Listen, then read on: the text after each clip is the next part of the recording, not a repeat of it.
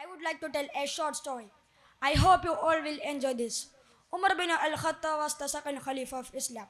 One very touching incident happened during the days of famine, which leaves a lesson to the rulers and to everyone in an authoritative position. When it was the year of the famine, Mulano took pains to ensure that adequate relief reached all people and that there were no persons in the city who went to sleep hungry. One night, as usual Umar went on his round. He was accompanied by his slave Aslam. As he strolled from street to street, all was quiet, and the people seemed to be asleep. Mullan thought to himself, "Thank God, there is no one in this city whom the famine has afflicted." Then, as he turned a corner, he saw a cottage where light was burning, and from where the sound of the weeping of the children was heard.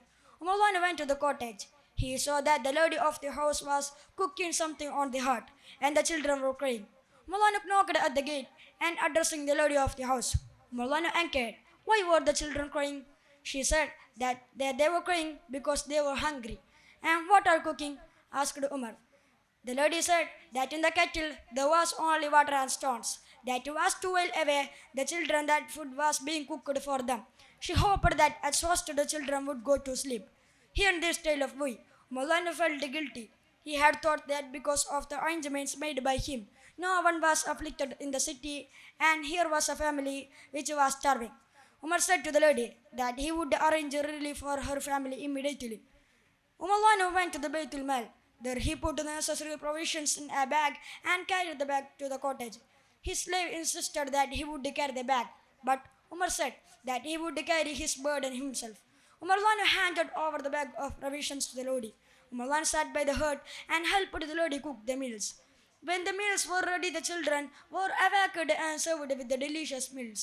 As the children ate to the fill and were satisfied, they smiled the smile of happiness. Seeing the destitute children smile, Umarlano also felt happy. Umarlano inquired of the lady whether there was none to support. She said that the father of the children was dead, and there was nobody to support. Whatever little was in the house had been gradually used up, and they were starving since the last 3 days. Umarlano said, Malana asked the lady why she had not brought her distress to the notice of the Caliph. The lady said that in spite of her poverty, she had some sense of self-respect and she could not go and beg the Caliph for any favor. She added that it was incumbent on the Caliph to ascertain that there was no one in his charge who was starving. Malana said, "You are right. Please excuse me for the remissness in the past.